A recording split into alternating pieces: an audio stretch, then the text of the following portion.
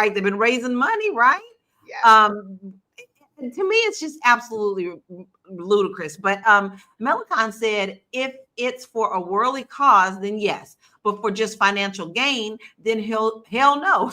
Too many people are doing this now to continue to go on taking from the Black community without results. I hate to say this. I'm going to just stop. I want to read a couple more of these comments before we do the video. But I think that also adds a lot of insult to injury when we as a community struggle so much. We struggle so much. Like when the world has a cold, baby, we got pneumonia. Oh, yeah. And when we try to put our trust into something and back things and it backfires like this, to me, that is a massive insult to our communities. And there's just so far that you can go with that. I mean, it's just too embarrassing too, Lala. It's embarrassing.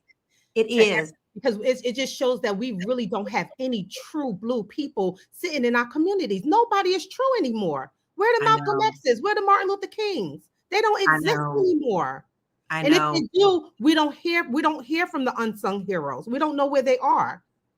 But my thing is, at this point, I feel like a lot of times we have to move in silence just to get anything done. Now, Erica, you were shaking your head a lot. You were agreeing with us. I still want to get your take on this. Do you feel like, this is kind of not only an embarrassment, but a slap in our face?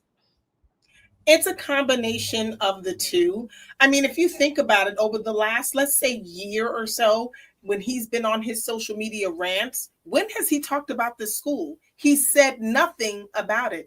It's always about no snow bunnies, no this, no that. It's all about emotional rhetoric. And I've talked about this before. People know how to get reaction out of us in the Black community using emotional rhetoric just to get us anything that gets us laughing, anything that gets us unfocused and taken off of the issues at hand. We're in for it. And so he's just kind of dragged this thing along. And I believe it's been closer to 15 or 20 years, more so than 10, that this school thing has been an issue. And I mean, the money is gone. Whatever people gave him, that money has been spent. He used it to fund his life and travel. He's traveling and doing speaking engagements. So he was actually here in New Jersey about a week ago. And there were three people there were 3 people in the audience. 3 on a beautiful summer day. I'm dead serious. It was somewhere in Newark. I don't remember exactly where, but I stumbled across it on TikTok and I said, "Oh, he's here?" And there were 3 people in the audience. That's embarrassing. So this is where he was reduced. He's reduced to 3 people in the audience. Because I'd rather him only have those 3 than have people say, "Oh, let's help him." That's true.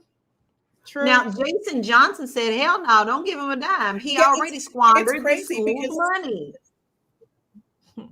Oh, Erica, you're frozen. But Jason was agreeing with her.